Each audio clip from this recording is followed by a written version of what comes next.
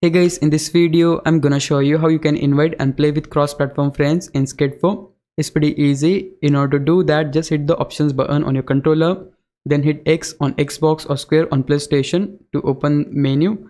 Right here, we need to select settings, then go to general, just scroll all the way down and you're gonna see the option for crossplay right here.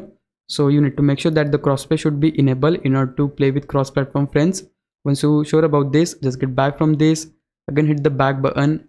Now we need to hit the left key on the D-pad, and just here on the social window you can just scroll through all these available tabs by hitting LT-RT or L2-R2. So you can just go to friends tab, and right here you can just select your friend. If he is online, you'll able to see the option for party up. So the friend is not online, I can just go to this one expected, and if I just select any of this player, I'll able to see the option for invite to party, and right here you'll able to easily party up with them. So yeah, that's pretty much of it. This is exactly how you can invite and play with cross-platform friends in Skate 4. If you found this video helpful, please leave a like, subscribe the channel. I'll meet you in the next one. Bye bye.